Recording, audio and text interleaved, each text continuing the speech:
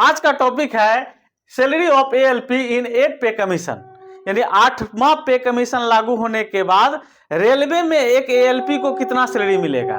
चूंकि अभी 8 पे कमीशन लागू नहीं हुआ है, ठीक है, इसको लागू होना था कब, 1 जनवरी 2026 से ही, मगर अभी तक लागू नहीं हुआ। मगर जब भी लागू होगा तो जितने भी, चाहे वह केंद्रीय कर्मचारी हैं, चाहे वह स्टेट के कर्मचारी हैं, सबको एरियल के साथ 1 जनवरी से लेकर जब तक नहीं दिया हुआ रहेगा उसको एरियल मिलेगा, ठीक है। और भिन्न भिन्न लोगों का भिन्न भिन्न तरह से विचार चल रहा है कि आखिर 8 पे कमीशन में कितना गुना आपकी सैलरी बढ़ेगी। कोई कह रहा है कि 3 गुना बढ़ेगा, कोई कह रहा है 4 गुना बढ़ेगा, कोई 2 गुना बढ़ेगा। तो भिन्न भिन्न लोगों का भिन्न भिन्न तरह से जो है अपना मत है, और जो है मगर इसका भी जो है एक फॉर्मूला है। ऐसा नहीं कि आप कोई भी अपने मन से जो है आपका बेसिक बढ़ा देगा या सैलरी बढ़ा देगा। तो ये जो है 8 पे कमीशन या पे कमीशन क्यों लाया जाता है, थोड़ा सा इसके बारे में जान लेते हैं।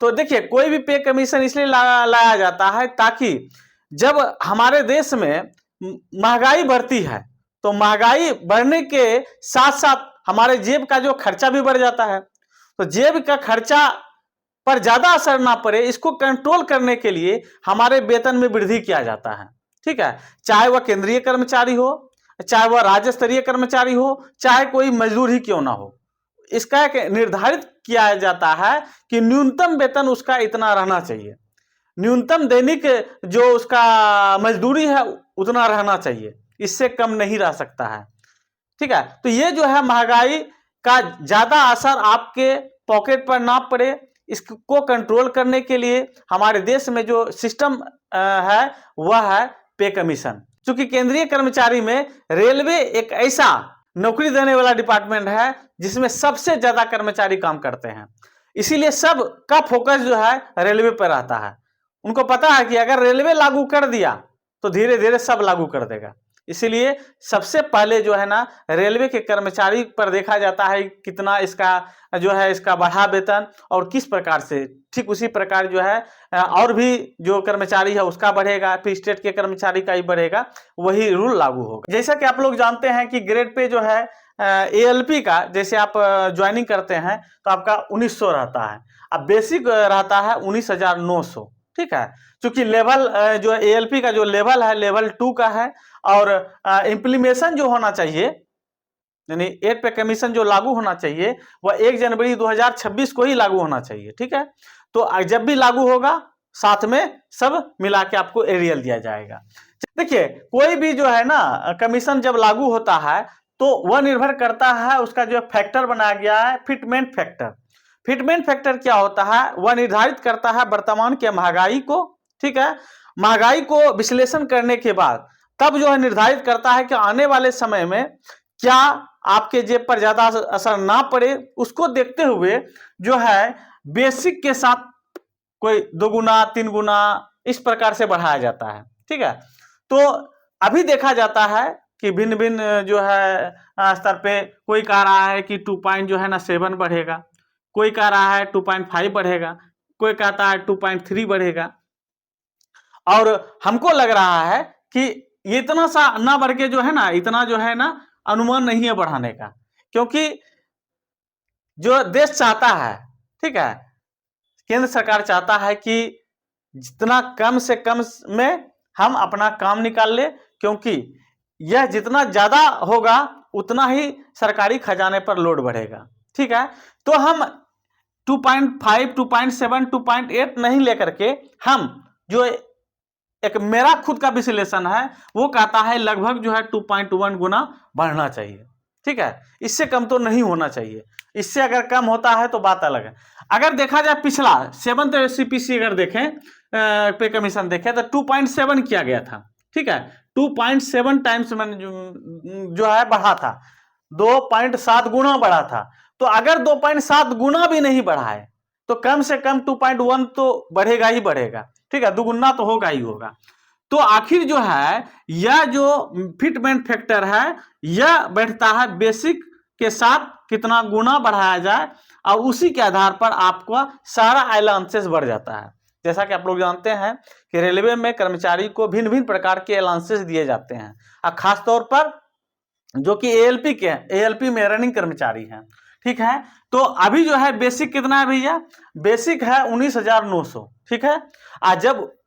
जब ये 8 पे कमीशन लागू होगा तो बेसिक जो है 2.1 अगर गुना करते हैं तो हमारा कितना हो जाएगा, 41,790 रुपया हो जाएगा, 41,790 रुपया बढ़कर हो जाएगा। मतलब अभी कितना है 19,900, और जब 8 पे कमीशन लागू होगा तो हमारा बेसिक कितना हो जाएगा 41,790, ठीक है। अब जो है इसी पर जो है आगे का सारा एलाउंसेस निर्भर करता है। अब जो है अभी क्या है, हम लोगों को बेसिक के साथ साथ डीए मिल रहा है, और डीए लगभग अभी 60% चल रहा है, और 60% चूंकि बेसिक का 60% अगर देखें तब जो है उसके साथ जो है महंगाई भत्ता मिलता है।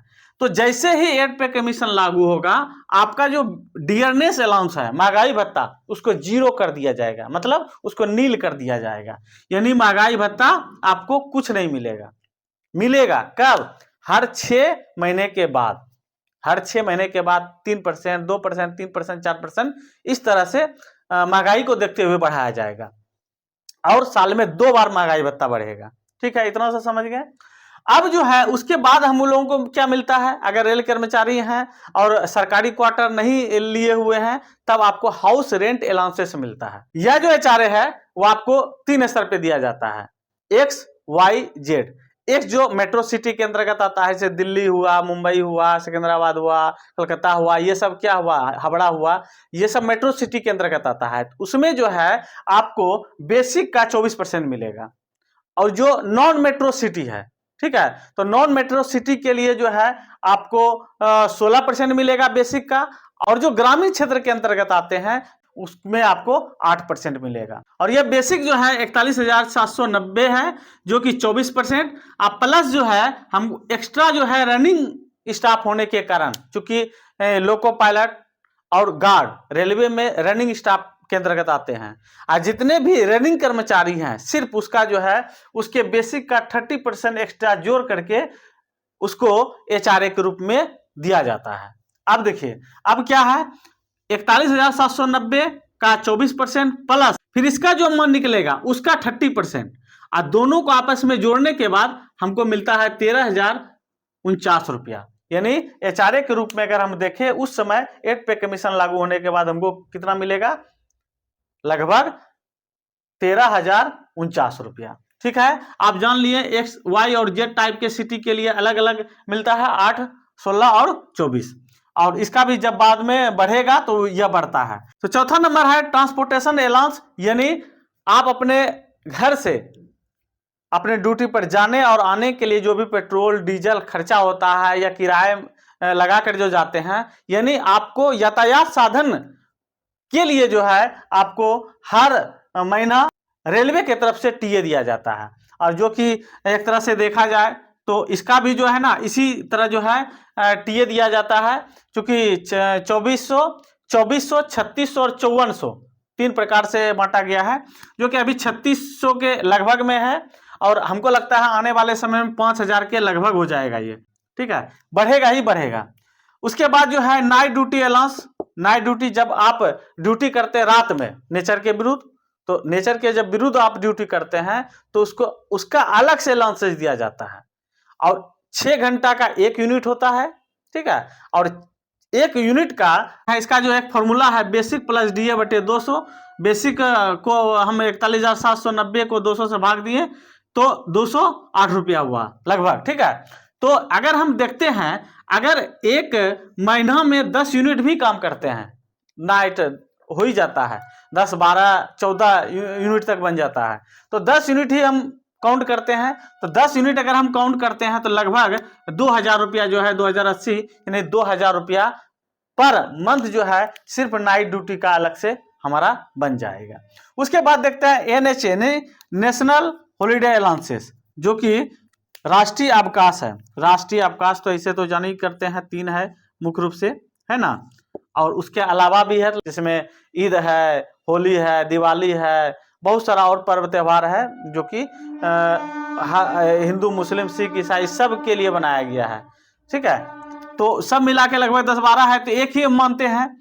तो अभी जो है कुछ और चल रहा है, मगर अगर हम 8 पे कमीशन के हैं तो 8 पे कमीशन लागू होने के बाद जो है ना ये 600 से लगभग 700 के बीच में रहेगा। तो हम लेकर चले हैं कितना भैया 700 लेकर चले हैं।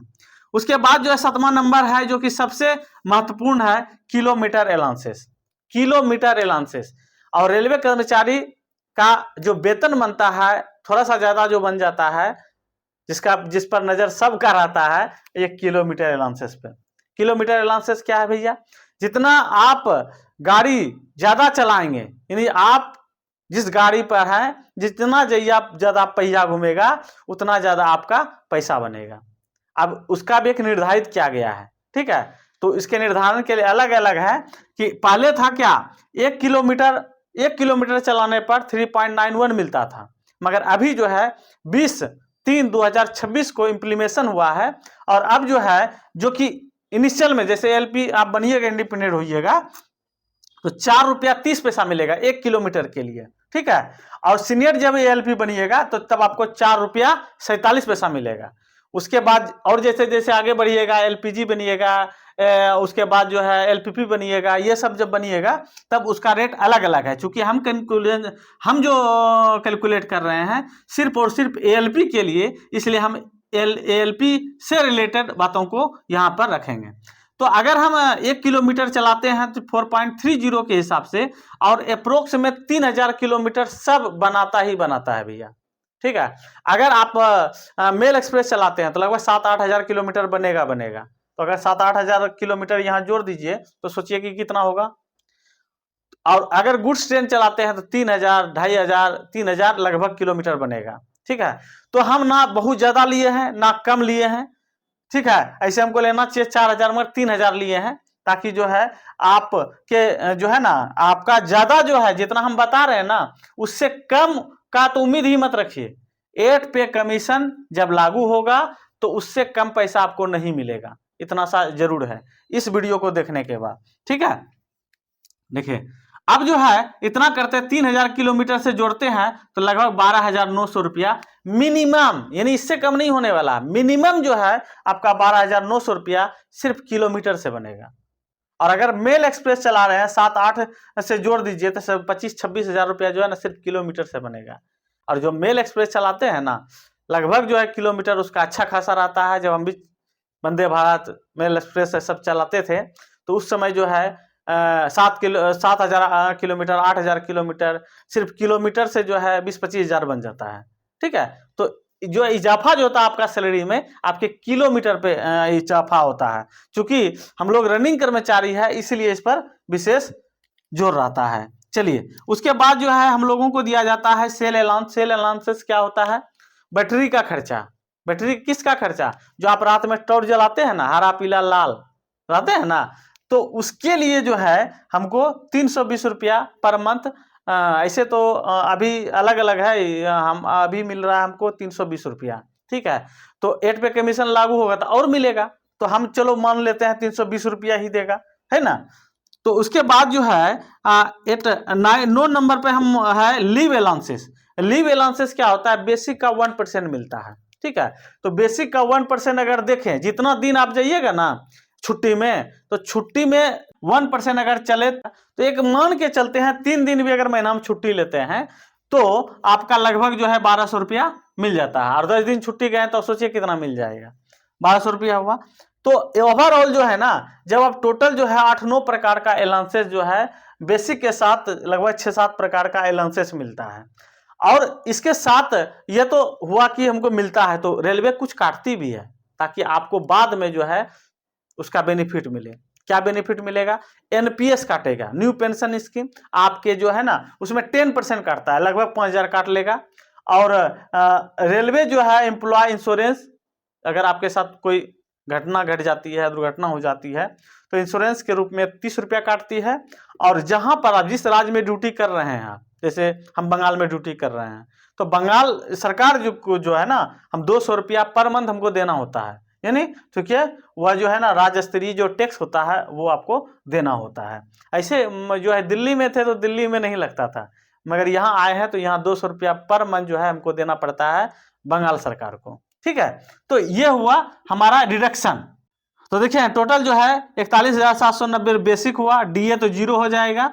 उसके बाद 13,039 रुपया जो है आपका HRA हाउस रेंट अलाउंस में से मिल जाएगा। उसके बाद 3,600 रुपया जो है ट्रांसपोर्टेशन अलाउंसेस मिल जाएगा। ये सब अप्रोक्स में है, बता दे रहे हैं, इन्हें कि फिर बाद में जो है इससे वैसे नहीं करना है, समझे ना। लगभग में हम बताए हैं, ऐसा नहीं कि आपको हम ये नहीं बताएं कि जो है एकदम जैसे हम लिख रहे हैं वैसे आपको सैलरी के साथ मिल जाएगा, ठीक है। तो जो है नेशनल हॉलीडे अलाउंसेस जो है, ये नाइट ड्यूटी का अलग जो है नेशनल हॉलीडे 600 रुपया लगभग, नाइट ड्यूटी करते हैं तो इसको इतना मिलता है। अगर किलोमीटर इतना मिल जाएगा, आप किलोमीटर ज़्यादा चलाइएगा 7-8 हज़ार किलोमीटर तो क्या कहिएगा, सर आप बोले थे लगभग 12-13 हज़ार, अब मिल रहा है हमको 30,000 रुपया, समझे ना। ऐसा नहीं है, थोड़ा सा अप डाउन हो सकता है, ठीक है। 320 रुपया आपको मिलेगा लगभग जो है सेल अलाउंसेस, और लीव अलाउंसेस जो है आपको देखा जाए तो 1200 रुपया हम ऐड किए हैं 2-3 दिन का छुट्टी के लिए। तो ओवरऑल अगर जब हम कैलकुलेट करते हैं तो 75,529 रुपया हमको टोटल मिलता है। वहीं डिडक्शन अगर 5 मान के चलिए 5,000 नहीं 5,529 रुपया डिडक्शन कर देते हैं, इतना तो ऐसे कटेगा नहीं, अगर कटेगा भी तो 5,000 इतना कटेगा, तो लगभग अप्रोक्स में जो है आपकी सैलरी पर मंथ 8 पे कमीशन लागू होने के बाद रहेगा 70,000।